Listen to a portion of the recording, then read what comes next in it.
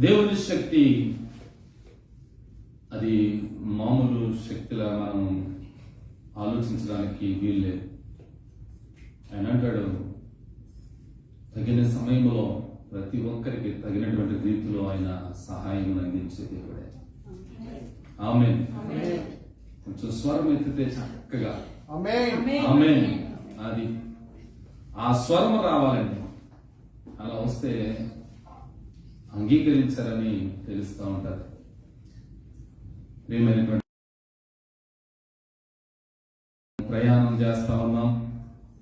ఇక్కడ ఇంటి సౌండ్ వస్తుంది చూడండి. నేను ఇంకా మన ప్రయాణంలో ఎన్నో అవాంతరాలు ఏర్పడతా ఉన్నాయి. ఈ జీవితం అనేటువంటి ప్రయాణం కొనసాగుతూ ఉంది. ఈ ప్రయాణంలో కొన్ని సుఖము ఏర్పడతా ఉంది, కొంత దుఃఖము కూడా ఏర్పడతానే ఉంది. వాటన్నిటినీ ఛేదించుకుని విజయం సాధించుకుని ఎదరికి నడుచుకుని వెళ్ళటమే మన ప్రయాణం యొక్క గమ్యం అని తెలియజేస్తా ఉంది. అయితే మనం కొన్ని వారాలుగా మనం ధ్యానం చేస్తా ఉన్నాం. మన ప్రయాణము ఎలాంటి ప్రయాణము అంటే మన దారి చుట్టూ దారి. అది చక్కని దారి. ఆ చక్కని దారి అనేటువంటి ఆ ప్రయాణము, ఆ చుట్టూ దారి అనేటువంటి ప్రయాణం ఎక్కడికి వెళ్తా ఉన్నామని అంటే ఆవరణం నుండి అతి పరిశుద్ధ స్థలం వరకు, అలాగే బలిపీఠం దగ్గర నుండి కరుణాపీఠం వరకు మన ప్రయాణం. ఎవరికైనా సరే వారి ప్రయాణ పద్ధతి ఒకటే, వారు చేసేటువంటి ప్రయాణము ఒకటే. ఆ రోజున ఇశ్రాయేలు చేసినటువంటిది. ఒకరికి ఒక రకమైన ప్రయాణం, ఇంకొకరికి ఇంకొక రకమైనటువంటి ప్రయాణం అనేటువంటిది లేదు. మన ప్రయాణం ఇక్కడ మనం ఎక్కడ ఉన్నాము అని అంటే మధ్యలో ఉన్నాం. మనం ఇంకా చివరిలో ఇంచుమించు 75% ఉన్నది. అది 25% కావచ్చు, లేకపోతే ఇంకా తక్కువ కూడా కావచ్చు. ఎందుకంటే ఆయన త్వరగా వచ్చుచున్నాడు. ఆమేన్. ఆయన త్వరగా వచ్చుచున్నాడు అంటే ఇంకా చాలా సమయం ఉందని అనలేదు. అంటే కనీసం సగం అయిందిలే, ఇంకా సగం ఉందని అనుకోవడానికి.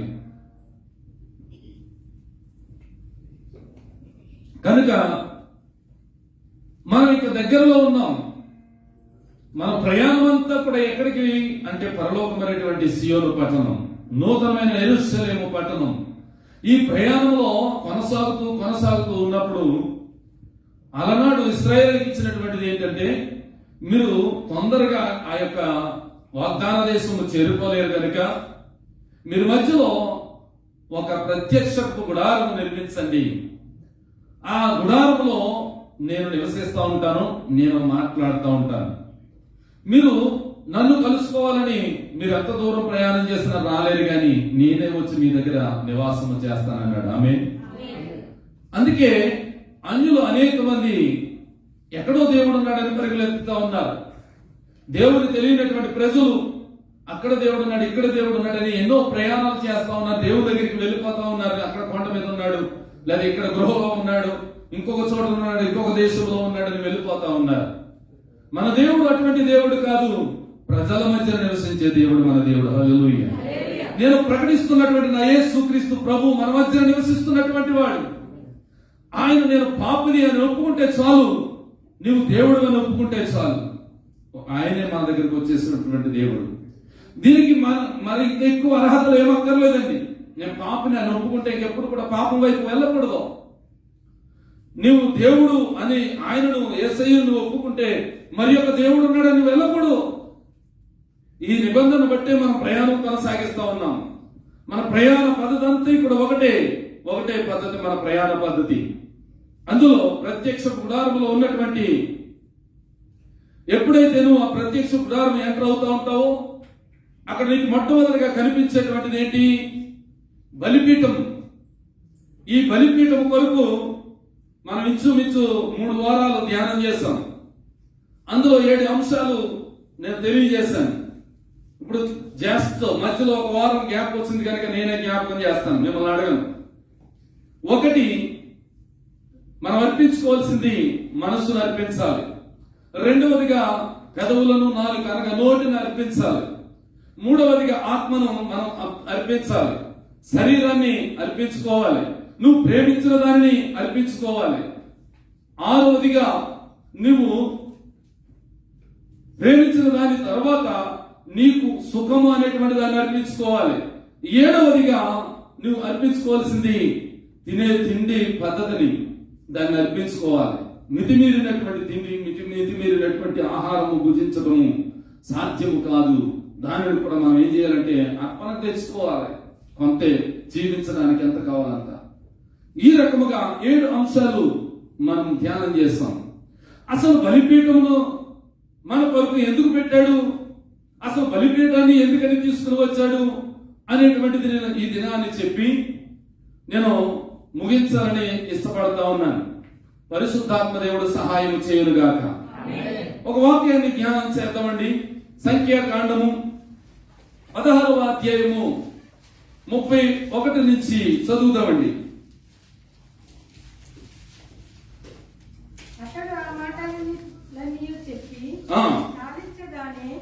వారి క్రింద నేల నెరవిడిచెను.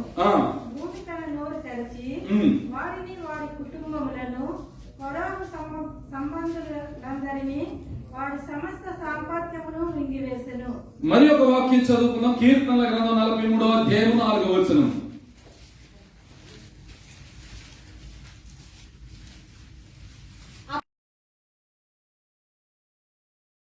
కలుగజేయి దేవుని యొద్దకు చేరుదును. మరలా చదవండి. అప్పుడు నేను దేవుని బలిపీఠమునొద్దకు నాకు ఆనంద సంతోషమును కలుగజేయి దేవుని యొద్దకు చేరుదును. దేవా, పరిశుద్ధుడైన మా పరమ తండ్రి, మహిమగల దేవా, మరి ఒకసారి ప్రాణాత్మ దేహంతో మీకు లొంగిపోతున్నాం, మీకు అప్పగించుకుంటున్నాం, మీకు లోబడిపోతున్నాం తండ్రి, మీకు సమర్పించుకుంటున్నాం. మీరే పరిశుద్ధాత్మ దేవుడా, మీరే మమ్మల్ని దర్శించండి. మీ ఆత్మతో, మీ ఆత్మానుగ్రహంతో మమ్మల్ని దర్శించండి. నీ వాక్కులు బయలుపరచండి, నన్ను మరుగుపరచండి. పాపాత్ముడైనటువంటి నా పెదవులను మీరు కాల్చిపడం వేసి నాయనా మీ పరిశుద్ధమైనటువంటి మాటను నీ బూరగా ఊదుటకు, మాట బయటికి వినిపించుటకు మీ ఆత్మ సహాయం అనుగ్రహించుమని, సకల ఆటంకాలను అభ్యంతరాలను యేసు నామములో లయపరచుమని యేసు నామములో ప్రార్థిస్తున్నాను పరమ తండ్రి. ఆమేన్. అందరూ గంభీరంగా చెప్పండి ఆమేన్. ఇక్కడ మనం చదువుకున్నటువంటి వాక్యము 2 భాగాలు చదివాం. ఒకటి సంఖ్యాకాండము 16వ అధ్యాయంలో 31, 32 వచనాలు మనం చదివాం. మనం చదవగా దానిలో మనకు కనబడుతున్నది ఏంటి అని అంటే, కోరహు యొక్క కుటుంబస్తులు జరిగినటువంటి సంఘటన. ఈ కోరహు కుటుంబం ఏమి జరిగింది అనేటువంటిది కూడా నేను మీకు క్లుప్తంగా వివరించదలిచాను. అలాగే కీర్తన గ్రంథంలో మనం 43వ అధ్యాయం 4వ వచనంలో చదివినటువంటి మాట ఏంటంటే, కోరహు కుమారులు అనేటువంటి వారు అక్కడ ఇంకా బ్రతికున్నారు కనుక ఆ కోరహు కుమారులు రాసినటువంటి ఆ గ్రంథాన్ని ఏమని అంటున్నాడంటే, నాకు ఆనంద సంతోషములు ఉన్నవంటే, నేను జీవించేటువంటి సంవత్సరాల్లో ఆనందం నాకు మిగిలి ఉన్నదంటే అది ఒకటే కారణం, బలిపీఠము. ఆ బలిపీఠము నాకు ఎలా ఉన్నదంటే ఆనంద సంతోషములు కలుగుతా ఉన్నాయి అని ఇక్కడ కోరహు కుమారులు అక్కడ మాటలు సెలవిస్తూ రాసినటువంటి గ్రంథం. ఈ కోరహు కుమారులు చాలా గ్రంథాలు రాశారండి. ఇందులో కీర్తన గ్రంథంలో 42, 43 అలాగే 49 వరకు అక్కడ కోరహు కుమారులు రాసినటువంటి గ్రంథాలు మనకు కనబడతాయి. అలాగే 82, 83 అలాగే 87 అనేటువంటి కీర్తనలు కూడా మనకు కనబడుతూ ఉంటాయి. ఇక్కడ కోరహు కుమారులు రాసినటువంటి గ్రంథాల్లో మరి ఆయన ఉచ్చరించినటువంటి మాటల్లో అందులో ఉన్నటువంటి పరమార్థం ఏమని తెలియజేస్తా ఉందంటే, బలిపీఠము యొక్క ఆనంద సంతోషములు కలవని 43వ కీర్తనలో రాసిన ప్రకారముగానే ప్రతి కీర్తన కూడా ఒక అంశంగా బలిపీఠమును దృష్టిలో పెట్టుకుని రాసినటువంటి మాటలే. ఆ బలిపీఠం అనేటువంటి మాటలు ఒక సందర్భం, ఆ సందర్భం రాకుండా అంటే బలిపీఠం అనే పేరు లేకపోయినా ఆ సందర్భం లేకుండా రాయబడినటువంటి వాక్యాలు ఏమీ లేవు. దానిని దృష్టిలో పెట్టుకుని రాసినటువంటి మాటలే కీర్తన గ్రంథంలో కోరహు కుమారులు రచించినటువంటి కీర్తనలు. అసలు కోరహు అనేటువంటి వారు ఎవరు? అసలు కోరహు కుమారులు ఎవరు? అసలు కోరహు కుమారులను ఎందుకని నెరవిడిచి మింగివేసింది అనేటువంటి అంశాలు పరిశుద్ధాత్మ దేవుడు మనతో మాట్లాడాలనుకుంటున్నాడు. ఆమేన్. హల్లెలూయా, హల్లెలూయా. నా ప్రియమైనటువంటి దేవుని సంగమా, ఈ దినమున మనం చదివినటువంటి వాక్యంలో ఉన్నటువంటి మాటల్లో అర్థాన్ని తెలుసుకోవడానికి మన ఆత్మను తెలుసుకోవాలి. మొదటిగా మన ఆత్మను ఎప్పుడైతే ఒక విరిచినటువంటి అంటే తెరచినటువంటి పుస్తకముగా అది తెరవబడతాదో అప్పుడే నువ్వు వాక్యాన్ని చదువుకోవడానికి నువ్వు ధ్యానం చేస్తావు కదా. అదే రీతిగా నీ మనసులో కూడా ముద్ర వేయడానికి ఒక ఆస్కారం అనేటువంటిది కనబడతా ఉంది. ఇక్కడ సంఖ్యాకాండంలో కోరహు కుమారులు ఏ కుటుంబం నుంచి వచ్చారంటే లేవి వంశస్థుల వారు. ఈ 16వ అధ్యాయం మొదటి నుంచి చదివితే తెలుస్తుంది. అంటే ఎవరు చదవక్కర్లేదు, అందు గురించే మొదటి మాటలుగా నేను మీకు తెలియజేశాను. చక్కగా అందరూ చూసి చదవండి అని. ఇంకా ఇప్పుడు చదవలసిన పని ఏమీ లేదు. మరలా ఏదైనా వాక్యము నాకు బయలుపరిచినప్పుడు మీకు చెప్తాను, అప్పుడు చదువుతాను. కానీ అంతవరకు కూడా బైబిల్ తెరవలసిన అవసరం లేదు. నా ప్రియమైనటువంటి దేవుడి సంగమా, ఇప్పుడు బైబిల్లో మనం చదివినటువంటి మాట కోరహు సంబంధమైనటువంటి వారు.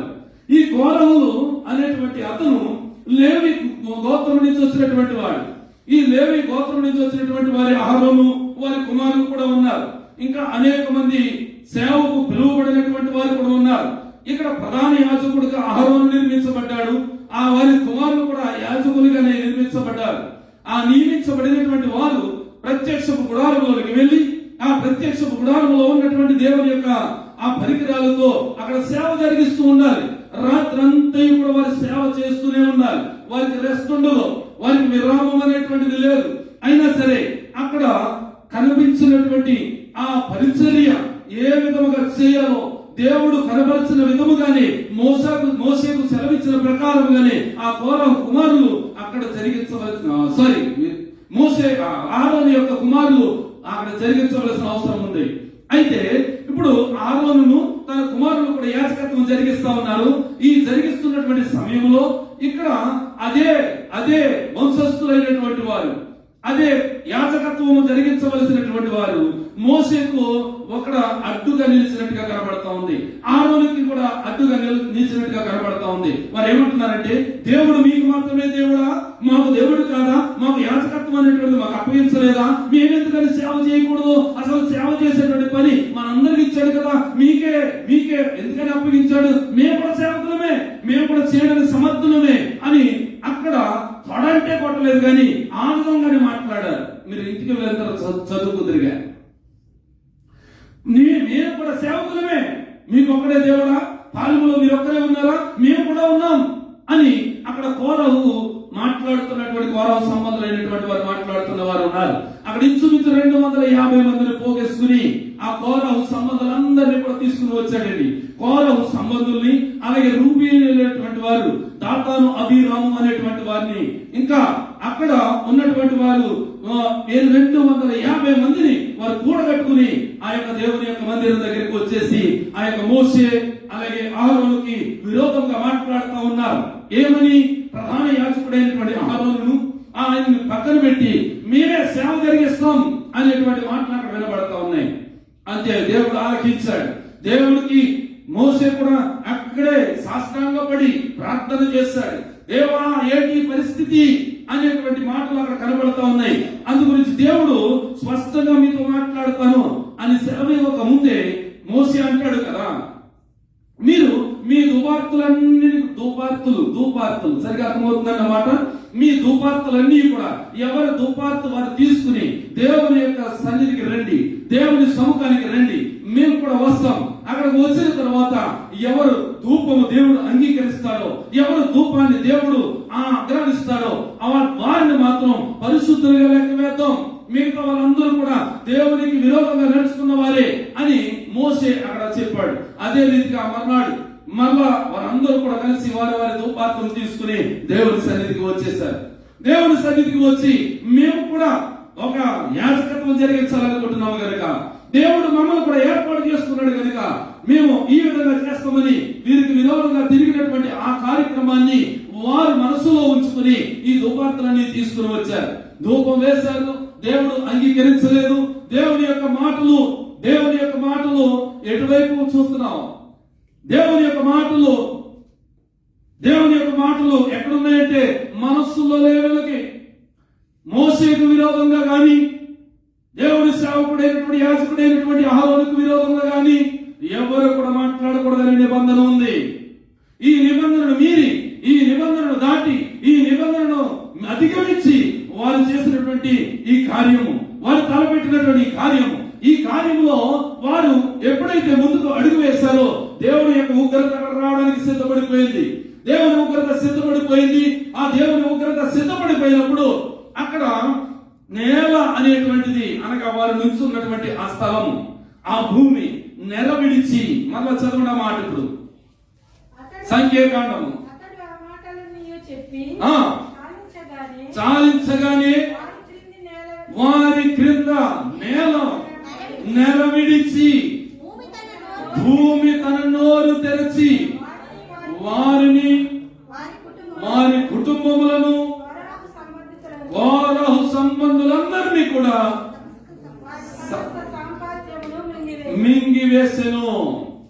ఇక్కడ ఏమైందంటే దేవుని ఉగ్రత అప్పుడు అమాంతంగానే వచ్చేసి వెంటనే వచ్చేసి అందరినీ కూడా ఆయా స్థలంలో పరిష్కారం అనేటువంటిది జరిగేటువంటిది, అంటే పనిష్మెంట్ వచ్చేసింది అప్పటికప్పుడే, తీర్పు అనేటువంటిది అప్పుడే వచ్చేసింది.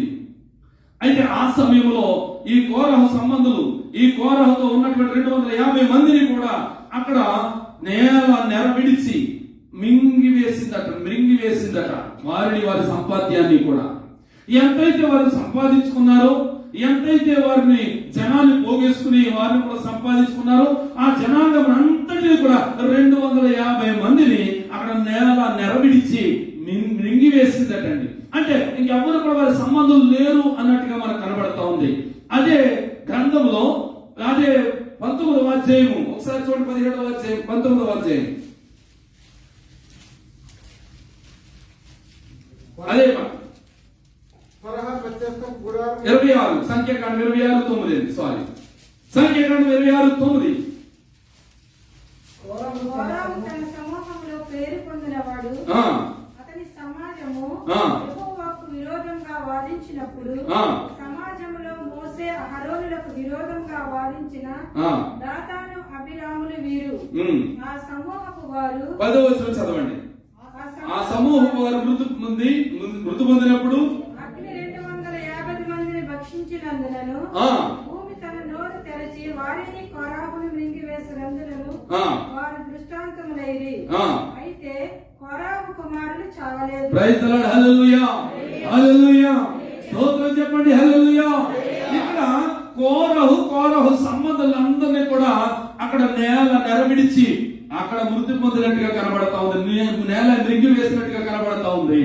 అక్కడ ఎప్పుడైతే ఈ కోరహు సంబంధాలందరూ ఇంకా మిగిలిపోయినారో వారికి కూడా అగ్ని యెహోవా దగ్గర నుంచి బయలుదేరి వచ్చి అగ్ని చేత కాల్చి వేయబడ్డారటండి. అంటే అక్కడ అందరూ కూడా మరుగైపోయారు, దుష్టాంతములైపోయారని రాశారండి ఇక్కడ. అయితే వారి కుమారులు మాత్రం చావలేదని రాశారండి. ఈ కుమారులు రాయడానికి ఉండడానికి కారణం ఏంటి అనేటువంటిది మనం ధ్యానం చేద్దాం. ఈ కోరహు సంబంధులైనటువంటి కుటుంబము మొత్తం అందరూ కూడా సమూహంలో నాశనం అయిపోయింది. వారి సాంపాద్యము కూడా మొత్తం అంతా కూడా హతమైపోయింది, అంతా కూడా అంతరించిపోయింది. దేవుని యొక్క ఉగ్రత దిగిపోయింది, దేవుని యొక్క అగ్ని దిగింది, దేవుని యొక్క ఆయన సృష్టిలో ఉన్నటువంటి నెరవిడిచి వారందరినీ కూడా మృంగివేసింది. అయితే కోరహు కుమారులు మాత్రము వారు చంపబడలేదు. వారు ఎందుకని చంపబడలేదు అని అంటే ఇక్కడ మరలా మనం అక్కడ చదవగల 43వ కీర్తన 4వ అధ్యాయం 4వ వచనం, అది మరలా మీకు జ్ఞాపకం చేస్తున్నాను. దేవుని బలిపీఠమునద్దకు నాకు ఆనంద సంతోషములు కలవు. ప్రైజ్ ది లార్డ్, హల్లెలూయా. ఈ కోరహు కుమారులు బ్రతకడానికి గల కారణం ఏంటంటే అక్కడ ఉన్నటువంటి బలిపీఠము, ఆ బలిపీఠము యొక్క కొమ్ములు పట్టుకున్నారట. వారు ఆ బలిపీఠముల కొమ్ములు పట్టుకుంటే ఆ వారు బ్రతికిపోయారు అనేటువంటి మాటలు ఇవి. నా ప్రియమైనటువంటి దేవుని సంగమా, ఇప్పుడు బలిపీఠము అంటే ఎవరైనా సరే చాలా బాగుందండి, బలిపీఠం చాలా అందంగా ఉంటుందండి, దాన్ని ముట్టుకున్న ఏమవుతుంది అని చెప్పడానికి ఆస్కారం ఉందా? లేదు. బలిపీఠం చూస్తే పైనేమో మంటలు వస్తూ ఉంటాయి, మధ్యలో నిప్పులు ఉంటాయి, అక్కడ కాల్చబడుతున్నటువంటి వధింపబడినటువంటి ఆ యొక్క జంతువు యొక్క మాంసము కాల్చబడుతూ ఉంటది, కిందేమో బూడిద ఉంటది. ఇలాగ చూస్తే ఎక్కడ చూసినా సరే వేడిమి, మంట, లేకపోతే అక్కడ ఉన్నటువంటి అగ్ని కీలకలు, ఇవన్నీ కూడా అగ్ని కీలలు అవన్నీ కూడా దహించి వేస్తా ఉంటే ఎవరికైనా నాకు సంతోషం కలుగుతుందని చెప్తారా?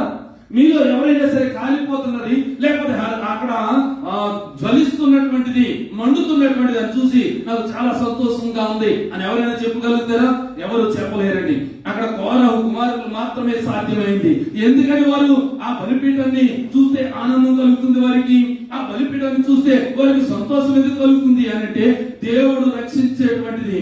దేవుడు అక్కడ బలిపీఠం యొక్క కొమ్ములు పట్టుకుంటే, దేవుని యొక్క బలిపీఠం దగ్గరికి నేను చేరిపోతే, నా యొక్క జీవితాన్ని నేను సమర్పించేసుకుంటే నేను బ్రతికిపోతాను అని మాటలు ఎక్కడో విన్నారు వాళ్ళు. వారి పూర్వీకులు చెప్పి ఉండొచ్చు, వారి తల్లులు తండ్రులు లేకపోతే ఇంకా ముందున్నటువంటి వారు ఆ తరాల వారు చెప్పి ఉండొచ్చు.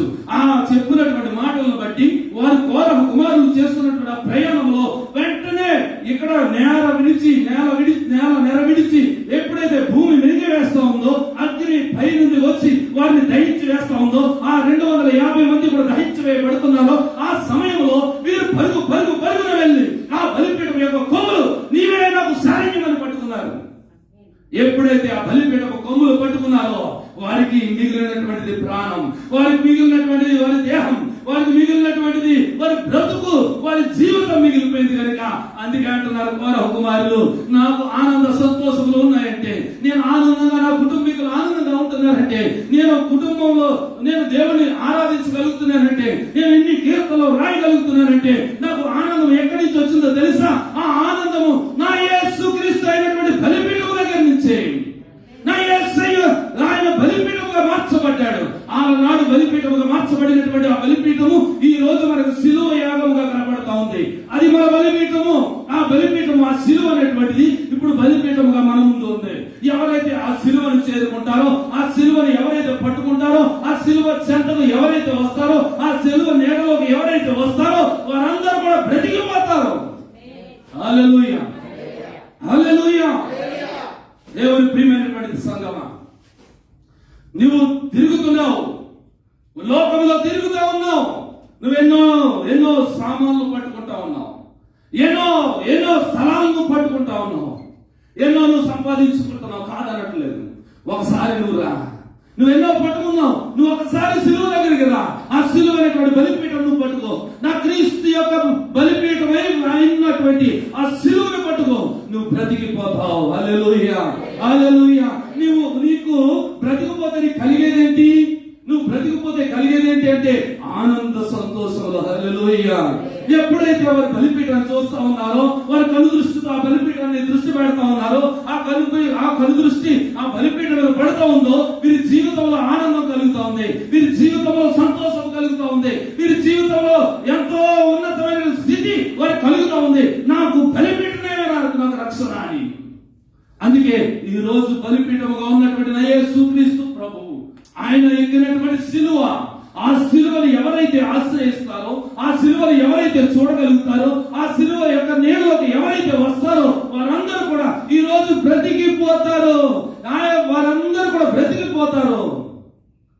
అంటే మేము కూడా చాలా మంది వచ్చామండి, ఆయన సిలువను ఆశ్రయించమంటే కానీ మాకు చావు వస్తా ఉంది, మా పూర్వీకులు చనిపోతా ఉన్నారే, మరి మేమెందుకు బ్రతకట్లేదు అని అంటే ఆయన చెప్పినటువంటి జీవితం ఈ జీవితం కొరకు కాదు, మన ప్రయాణంలో ఉన్నాం.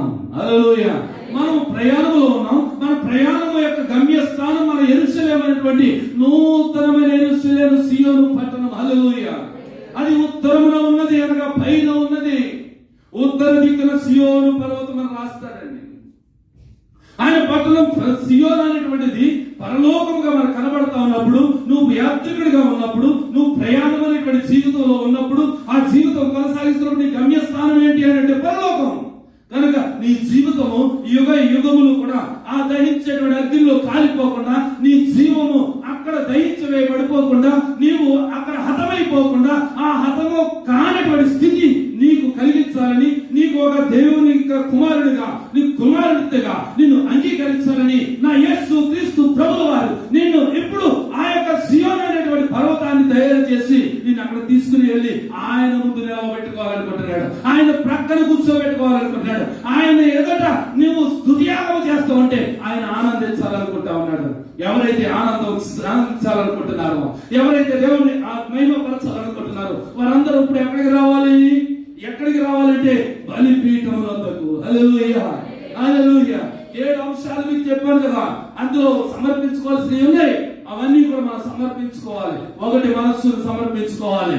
రెండవదిగా మన నోటిని సమర్పించుకోవాలి. మనం మాట్లాడే మాటలు యథార్థంగా మాట్లాడాలి, అందులో ఏ విధమైనటువంటి తేడా కూడా లేదు.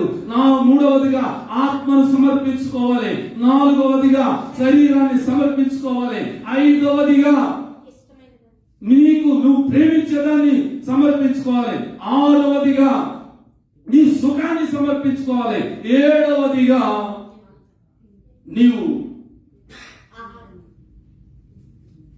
ఆహారాన్ని, తిండి. ఇది చాలా కష్టం. దాన్ని సమర్పించుకోవాలంటే మేము ఎప్పుడో రేపు శుక్రవారం అని ఈ రోజే బజార్కి వెళ్ళి తెచ్చుకున్నాం. దాన్ని ఎలా సమర్పించుకోం? ఇది చాలా కష్టమైన పని. ముందే మనం ప్రిపేర్ అయిపోయి ఉంటాం. రే అన్న రా, రే తమ్ముడు రా, అక్క మేము వచ్చేస్తున్నాం. వేరే దగ్గర రావడం ఉండదు కదా స్త్రీలు. అందు గురించి అక్క అప్పుడు గుర్తొస్తూ ఉంటారు, వీకెండ్కి అక్క చెల్లెళ్ళు వేరే అందరం మేము వస్తామంటారు. అప్పుడు చక్కగా వండుకొని శుభ్రంగా తిని చక్కగా దేవుని సన్నిధికి బయలుదేరి వస్తాం. ఇక్కడేమో ఆవులెంతలో కురుగుపాట్లు. హల్లెలూయా, హల్లెలూయా. తినేసి వస్తే ఏమవుతుంది? మనకి నిద్ర వస్తుంది. మన వాక్యం రావాలని ఎక్కడ అనిపిస్తుంది. అందుకే నువ్వు సమర్పించుకోవాల్సింది ఎక్కడే అంటే దేవుని సన్నిధిలోనే కాదు. నువ్వు ఎక్కడుంటే అక్కడ సమర్పణ. అబ్బాయి చర్చిలోకి వెళ్ళామంటే చర్చిలోనే సమర్పించుకుంటాం అంటే కుదరదు. అక్కడ ఎక్కడున్నా సరే నీ జీవితం మారకూడదు, నీ పరిస్థితి మారకూడదు, నీ ప్రవర్తన మారకూడదు, నీ ఆలోచనలు మారకూడదు, నీకున్నటువంటి తలపులు మారకూడదు. ఏవైనా సరే నీ నుండి దూరపరచుకోవాల్సి నువ్వు తీసేసుకోవాలంటే దేవుడు చెరుపుదాన్ని నీవు తొలగించుకోమని వాక్యం చెప్పాడు కనుక దేహాన్ని చెరిపేటువంటి ఏదైనా సరే మన నుంచి తొలగించుకోవాలి. అలా తొలగించుకోగలిగితే నువ్వు బలిపీఠం దగ్గరికి వచ్చినట్టు, బలిపీఠం మీద ఎక్కినట్టు, బలిపీఠం మీద సమర్పణ అయినట్టు, బలిపీఠం మీద నువ్వు ముక్కలుగా ఖండించబడినట్టు. ఏమి కాల్చుకోవాలి, ఏమి ముక్కలవ్వాలి అంటే కొన్ని ఆలోచనలు కట్ చేయాలండి.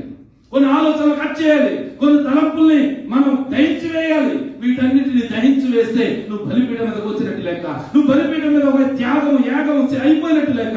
నువ్వు బలిపీఠం మీదకి వస్తేనే నీ యొక్క అంతరంగము దేవుడు చూసి ఆ బలిపీఠం మీద సమర్పించిన సమర్పణ బట్టి దేవుడు నీకు స్థలాన్ని సిద్ధపరుస్తూ ఉన్నాడు. హల్లెలూయా, హల్లెలూయా. ఇప్పుడు కుమారులు అంటున్నారు, నాకు ఆనందం ఈ లోకంలో లేదండి, నాకు ఈ లోకంలో ఒక సినిమా చూస్తే దొరకట్లేదండి, ఆనందం అనేటువంటిది నేను జోక్స్ వేసుకుంటే కనబట్టలేదండి, ఆ ఆనందాన్ని నేను చదువు చూడలేకపోతున్నానండి, నాకు ఆనందం ఒక్క చోటనే ఉంది, నా ఆనందం అంతా ఇప్పుడు ఆనంద సంతోషములు ఉన్నాయంటే, నేను ఇంకా జీవిస్తున్నానంటే నాకు బలిపీఠము ఒక్కటే, నాకు బలిపీఠము ఒక్కటే, నాకు ఆనంద సంతోషములు కనబడతా ఉన్నాయి అంటున్నాడు.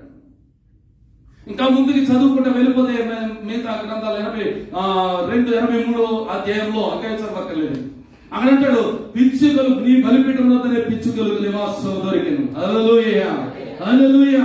బలిపీఠం వద్దకే పిచ్చుకలు దొరకడం ఏంటి? పిచ్చుకలు ఎందుకు వెళ్తాయి అక్కడికి?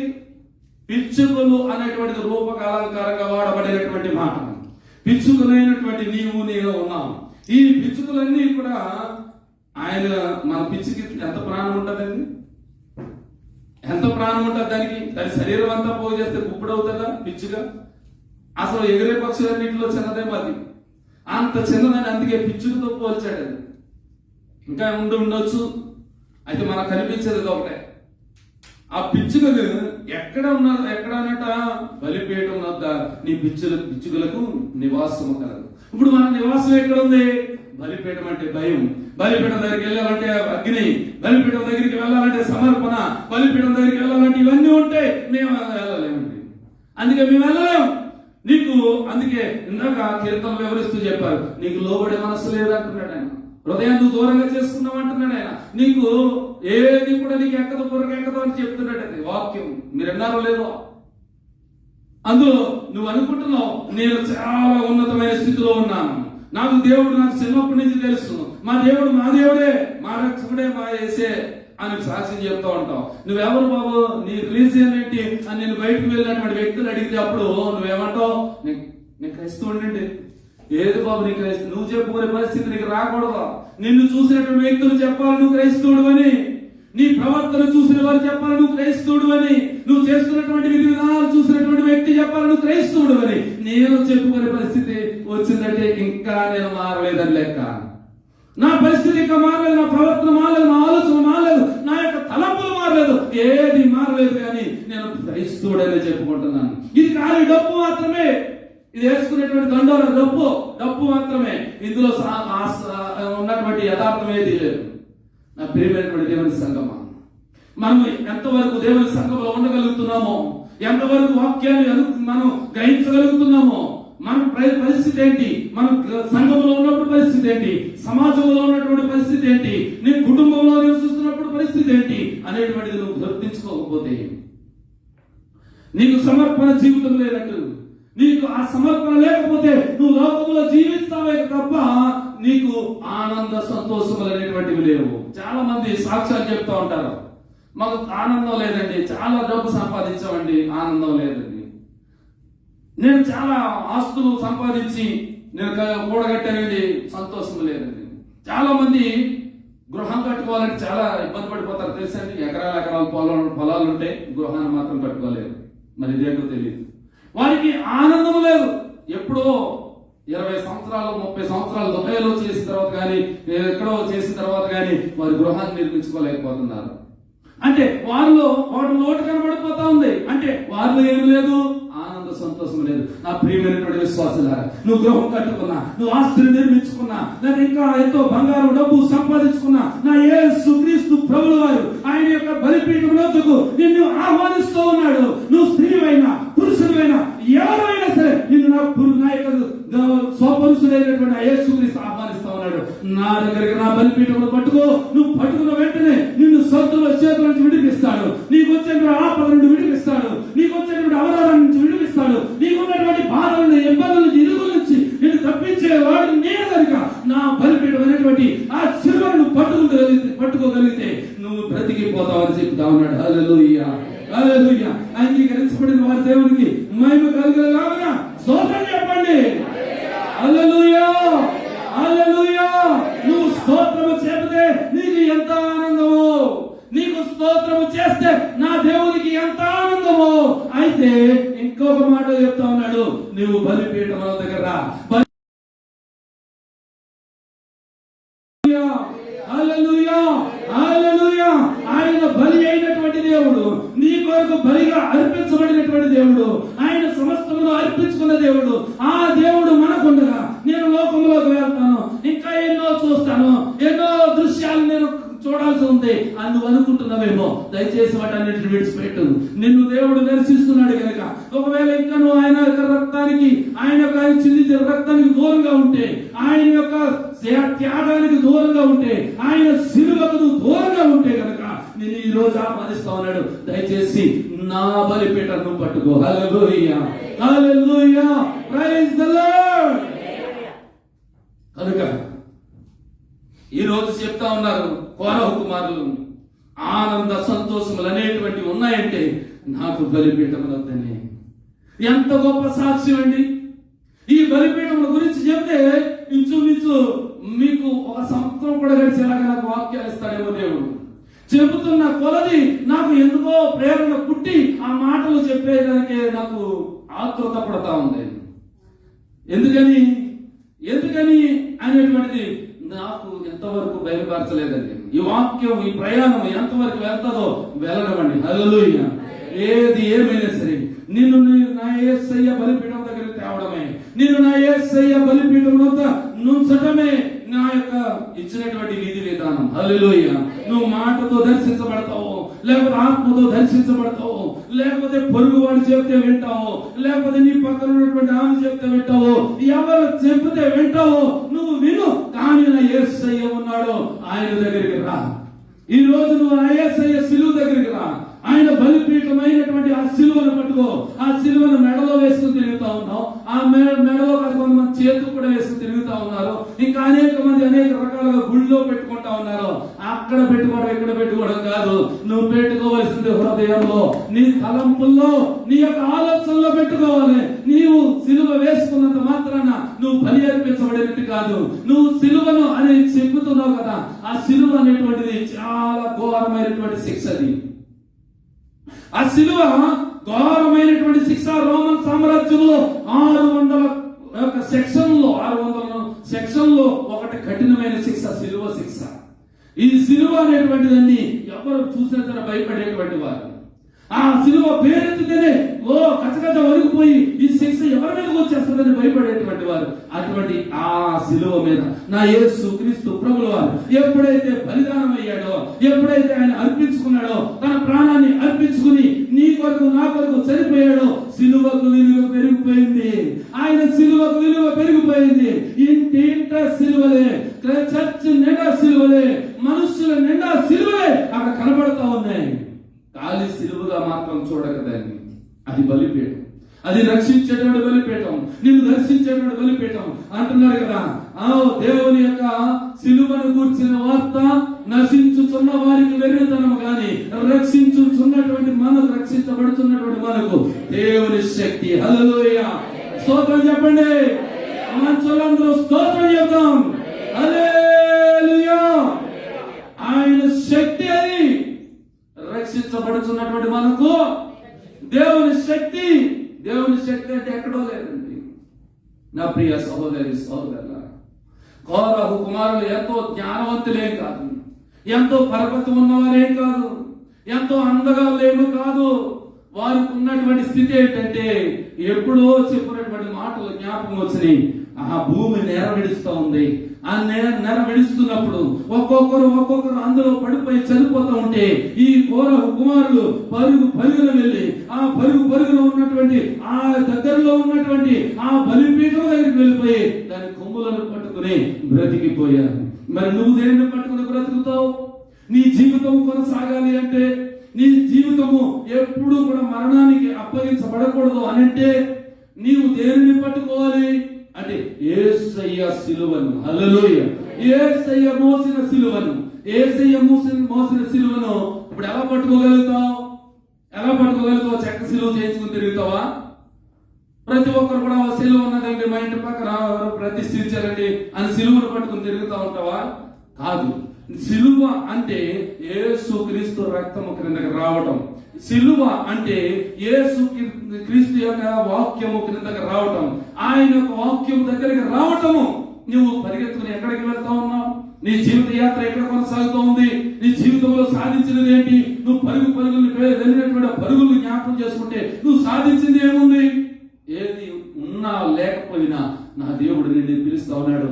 నేను యాగమైనటువంటి ఆ సిలువ చెక్క సిలువ కాదది, దేవుని శక్తి. హల్లెలూయా, హల్లెలూయా, హల్లెలూయా. దేవుని శక్తి ఎవరిని దర్శించాలో, దేవుని శక్తి ఎవరి హృదయాన్ని కదిలించాలో, దేవుని శక్తి ఎవరిలోనికి రావాలో, దేవుని శక్తి ఎవరిని కమ్ముకోవాలో, దేవుని శక్తి అనేటువంటిది అందరినీ రక్షించడానికి సిద్ధపడాలో అందరినీ కూడా సిద్ధపరుస్తూ ఉన్నది నా యేసయ్య సిలువ రక్తం. హల్లెలూయా. ఆయన సమర్పణ నాకు రావాలి, మీ అందరికీ కూడా రావాలి, అందరికీ రావాలి. ఒక పాస్టర్ వస్తే సరిపోదు, ఒక విశ్వాసం వస్తే సరిపోదు. ఎంతమంది మనం క్రైస్తవులం అని చెప్పుకుంటున్నామో, ఎంతమంది దేవుని సేవకులం అని చెప్పుకుంటున్నామో, ఎంతమంది దేవుని పరిచారకులం అని చెప్పుకుంటున్నామో, ఎంతమంది మేము దేవుని అంగీకరించమని చెప్పుకుంటున్నారో వారందరూ కూడా పరుగులు వచ్చి ఆ బలిపీఠం దగ్గర రావాల్సిందే. హల్లెలూయా, హల్లెలూయా. అందుకే దేశాలు ఎదిరిపోతా ఉన్నాయి, దేశంలో అలజడులు రగులుతా ఉంది. ఒక సిలువను చూస్తే ఎందుకయ్యా నీకు అంత భయం? సిలువను చూసి ఎందుకు నీకు అంత భయం వేసేస్తుంది? ఎందుకని భయం వేసి అందరూ కూడా మతం ఇచ్చేస్తున్నారు, మతంలో దింపేస్తున్నారు, మతంలో ముంచేస్తున్నారు, ఇలాంటి మాటలు మాట్లాడుతున్నావు ఎందుకే? ఒకడేమో పుస్తకాలే రాసేస్తున్నాడు, ఆ పుస్తకాలు రాసేస్తున్నాడు యేసుక్రీస్తు దేవుడు కాదు, అంతా కూడా ఒట్టిదే అని. యేసుక్రీస్తు దేవుడు కాదని నా యేసయ్య కొరకు వాడు ప్రకటన చేస్తున్నాడు, పుస్తకాలు రాస్తున్నాడు. నా పేరు మీద రాస్తే, రత్నరాజు పేరు మీద రాస్తే ఎవడు మాట్లాడు పుస్తకం? యేసయ్య పేరు మీద రాస్తే 10 మంది కొంటారు, చదువుతారు. అనుకుంటూ రాసుకున్నాడు బ్రతకనివ్వండి, ఏం చేస్తాం? ఆడు బ్రతకాల కొనసాగించనివ్వండి. కానీ వారి కొరకు మనం ప్రార్థన చేద్దాం. ఎంతమంది అయితే దేవుని యొక్క ఉగ్రతకు పాలవుతారో, ఎంతమంది అయితే దేవుని యొక్క నేల అనేటువంటి విడిచి, ఆ నేల విడిచిన తర్వాత వారు మృంగి వేయబడతారో మనకు తెలియదు. ఆయన ఉగ్రత ఒక దినాన్ని వస్తుంది. ఆ ఉగ్రత దినంలో నేను బ్రతికి ఉండాలంటే, బ్రతికి ఉంటూ ఆనంద సంతోషములు కలిగి ఉండాలంటే, విచారము బాధ శ్రమలు ఉండకూడదనంటే నా యేసయ్య బలిపీఠముల దగ్గర రా. ఆ రోజు కోరహు కుమారులను చూసి వెంటనే బలిపీఠను పట్టుకుని బ్రతికిపోయారు. నిన్ను కూడా ఈరోజు నా యేసయ్య బలిపీఠాన్ని కోరుతా ఉంటే ఆయన పిలుస్తా ఉన్నాడు. ఆయన నిన్ను పిలుస్తా ఉన్నాడు. ఎవడో ముంచాల్సిన పని లేదు. చంటి పిల్లోడికి, ఒక నెలల్లో ఉన్న పిల్లోడు కానీ, అంటే ఒక సంవత్సరం పిల్లోడు కానీ, 2 సంవత్సరాల పిల్లోడు కానీ ఇష్టం లేకపోతే భోజనమే తినిపించలేవు. తెలుసా నీకు? ఇష్టం లేకపోతే భోజనమే తినిపించలేవు. నువ్వు మతం మార్చగలవా? ఎదోడిని బలవంతం చేసి పెద్ద వ్యక్తిని, పెద్ద వయసు ఉన్నటువంటి వారిని నువ్వు ఎవరినైనా బలవంతంగా మార్చగలవా? చంటి పిల్లడు భోజనం తినిపించకపోతే వాడిని ఎక్కడ మార్చగలుగుతావు? వాడే మారిపోయి యేసయ్య నిజమైన దేవుడని ప్రపంచమంతా కదిలి వస్తూ ఉంటే అన్యులైనటువంటి అనేక మంది ఏమనుకుంటున్నారంటే మీరందరూ మతంలో కలిసిపోతున్నారు, వాడే దేవుడిని ఆరాధించేస్తున్నారు, వారి దగ్గరికి వెళ్ళిపోతున్నారు అని వారు కోపం పెట్టుకుని ఎంతో మంది మీద దాడులు చేస్తా ఉన్నారండి. విరుచుకు పడిపోతున్నారండి. చర్చలు పగలగొట్టేస్తా ఉన్నారు. నా ప్రియమైనటువంటి దేవుడి సంగమా, మనమందరం కూడా నిజం దేవుడైనటువంటి యేసయ్యను మనం తెలుసుకున్నాం.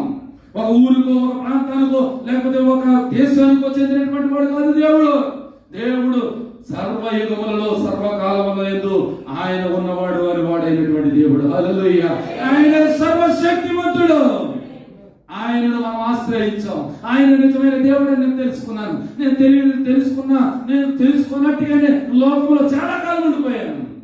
ఆ కాలం అంతా జ్ఞాపకం చేసుకుంటే ఇప్పుడు బాధపడే ప్రయోజనం లేదు. కానీ దానికంటే ఎక్కువ రెట్టింపు జీవించాలి, దానికంటే ఎక్కువ సమర్పణ కలిగి ఉండాలి, దానికంటే నేను ఎక్కువ ఆ ఘనతను సంపాదించుకోవాలి. నా ఆనంద సంతోషములు అనేటువంటివి నా యేసు శిలువ ఎద్దనే ఉన్నాయని నేను దానిని పట్టుకోగలుగుతున్నాను. హల్లెలూయా. ప్రతి ఒక్కరూ కూడా ఆయన బలిపీఠం ఎదురుగా రావాలంటే, బలిపీఠం అనేటువంటిది మామూలు అసమస్యమైనటువంటి మాట కాదు. బలిపీఠం అనేటువంటిది ఏదో ఆకతాయిగా చెప్పుకున్నటువంటిది కాదు. కనుక ప్రతి ఒక్కరు కూడా మనం యేసయ్య శిలువ ఎదుగు వస్తాయి. ఆ శిలువలో ఉన్నటువంటి ఆ శక్తి మన పని విడుదలవుతుంది. ఆమేన్. యేసయ్య శిలువలో ఆయన చిందించిన రక్తము ద్వారా కాల్చబడిన ఆ రక్తము ద్వారా విడుదలైనటువంటి శక్తి నీ మీద కమ్ముకుంటా ఉంటుంది. హల్లెలూయా.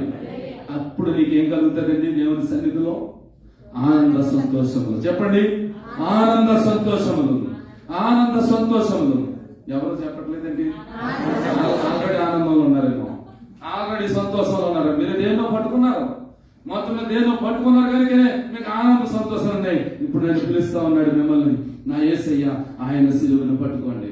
శిలువనే బలిపీఠం దగ్గర రావాలి. ప్రతి పురుషుడు, స్త్రీ, చిన్నవారు, పెద్దవారు అందరూ కూడా. అందుకే అందరూ వచ్చేస్తా ఉన్నారు. కలవరం పుట్టేస్తుంది. ప్రపంచం గడగడలాడిపోతా ఉంది. ప్రపంచం అదిరిపోతా ఉంది. భూమి కంపించిపోయేటువంటి ఆ స్వరాన్ని వినిపిస్తా ఉన్నారు. ఎక్కడ శక్తి ఉంటుందో అక్కడే ఆయన యొక్క ప్రభావం ఉంటుంది. హల్లెలూయా. నీవు కూడా ఈ రోజు ఆయన మీద పుస్తకాలు రాస్తున్నావేమో, ఆయన సేవకుల మీద దాడి చేస్తున్నావేమో, నిన్ను ఒక రోజు దర్శిస్తాడు. ఆయన స్వరం వింటే అలాంటి వారు ఉగ్రవాది అపొస్తలుడిగా మారిపోయాడండి. యేసయ్య దేవుని స్తోత్రం కలుగును గాక. హల్లెలూయా. ఉగ్రవాది అయినటువంటి వాడు అపొస్తలుడిగా మారిపోయాడు. వ్యభిచారి అయినటువంటి ఆమె దేవుని సన్నిధిలో దేవుని రాజ్యం కొరకు స్థిరపడిపోయింది. హల్లెలూయా. నీవెంత, నీ బ్రతికెంత, నీ జీవితం ఎంత నా యేసయ్య ఉంది. నువ్వు నా యేసయ్యని ఏనెత్తు చూపిస్తున్నావు? చూపించు. ఆయన చూపిస్తేనే నీకు కొన్ని రోజులు గడుస్తాయి. కానీ బలిపీఠం అనేటువంటిది ఒకటి ఉంది. దయచేసి నేను ప్రేమతో ఆహ్వానిస్తాను. క్రైస్తవుడు ఏం చేస్తాడో తెలుసండి? ఎంత కొట్టినా వాడు మళ్ళా తిరిగి కొట్టలేడు, ఎంత తిట్టినా మళ్ళా వాడు తిరిగి తిట్టలేడు. అందుకే నీ ప్రభావం చూపిస్తున్నావు. కనుక అందు గురించే నా యేసయ్య నోరు మెదపలేదండి. నా యేసయ్య ఎవరిని కూడా దూషించడం అనేది ఎదురు దూషించలేదండి. అందుకే ఆయన స్వరూపము కలిగినటువంటి మేము, ఆయన స్వారూప్యము ధరించుకున్నటువంటి మేము ఎవరి మీద దాడులు చేయము. నీవు రక్షించబడితే నువ్వు రక్షించబడు. నీకు మాత్రం సువార్త ప్రకటించవలసిన బాధ్యత మాకుంది కాబట్టి మేము ప్రకటిస్తూనే ఉంటాం. దేవుని యొక్క ప్రభావం ఎంతవరకు నువ్వు అంచాలనుకుంటున్నావో అంతకంటే రెట్టింపు 100 రెట్లు అక్కడ ప్రబలిపోతా ఉన్నది నా యేసయ్య ప్రభావం. హల్లెలూయా. అందుగురించే బలిపీఠం ఎందుకు రా, నిన్ను కూడా ఒక రోజు తీసుకొస్తాడు. నువ్వు ప్రభువుకు దూరంగా ఉంటున్నావేమో, నువ్వు సిలువకు దూరంగా ఉంటున్నావేమో, నా యేసయ్య రక్తానికి నువ్వు దూరంగా ఉంటున్నావేమో, నేను ప్రేమతో ఆహ్వానిస్తా ఉన్నాడు. యేసయ్య యొద్దకు రా. నువ్వు వస్తే ఆస్తులు వస్తాయా? ఆస్తులు రావు. బంగారం వస్తుందా? రాదు. పోయిన ఉద్యోగం వస్తుందా? రాదు. నీకు ఆనంద సంతోషములు కలిగితే హల్లెలూయా. ఏ దినమునగా దినము నీకు ఆనందమే ఉంటుంది తప్ప విచారం అనేటువంటిది ఉండదు. ఇప్పుడు కుమారుడు ఆనందించగలగడానికి గల కారణం ఏంటి? వారి ప్రభు యొక్క బలిపీఠను పట్టుకున్నారు కనుక. అందరూ లేచి నిలబడతాం. మనం ఎదురు చూస్తున్నటువంటిది ఏంటంటే పరలోక పట్టణం. ఆ పరలోక పట్టణం కొరకు అందరూ కూడా కళ్ళు మూసుకొని ఆత్మీయమైనటువంటి నేత్రాలు తెరుచుకొని దేవుని వైపు ఒకసారి ఆయన మన కొరకు వేచించినటువంటి సియోను పట్టణం. హల్లెలూయా. అందరూ నోరు మీద పాలండి. నాకు ఆనంద సంతోషములు ఉన్నాయండి. ఆయన బలిపీఠం అవుతాయి. నేను ఈరోజు ఆయన బలిపీఠం వద్దకు వచ్చేసాను, నేను వచ్చేసాను అనేటువంటి మాట కావాలండి. ప్రతి ఒక్కరు స్వరం ఎత్తి యేసు మీకు వందనాలు. ప్రతి ఒక్కరు స్త్రీలు పురుషులు కూడా నోరు తెరవాలండి. యేసయ్యా, నేను ఎక్కడెక్కడో ఆనందం ఉందని వెళ్ళిపోతున్నాను, ఎక్కడో సంతోషం ఉందని వెళ్ళిపోతున్నాను, కానీ నీ పాదముల చెంత సంతోషం ఉందయ్యా, నీ పాదముల చెంత ఆనందం ఉందయ్యా. నా కుటుంబము నా ప్రభు ఎంతో ఎంతో వేదనలో ఉంది ప్రభు. ఒక్కసారి నాయన నేను వచ్చిన విధముగానే నీకు ఆనంద సంతోషములు కలిగే విధముగా నేను వచ్చాను కనుక నా కుటుంబము కూడా రప్పించు నాయన అని అడగండి. హల్లెలూయా, హల్లెలూయా. ఆయన పట్టణం ఒకటి ఉన్నది, ఆ పట్టణం మన గురి. ఆయన పట్టణం సియోను, సియోను అనేటువంటి నూతన యెరూషలేము. హల్లెలూయా. సౌందర్య సియోనులో నా ప్రియుడైన యేసయ్యను రారాజుగా నా సన్నిధిలో ఎప్పుడు చూచెదనో, రారాజుగా నా కన్నులతో ఎప్పుడు చూచెదనో.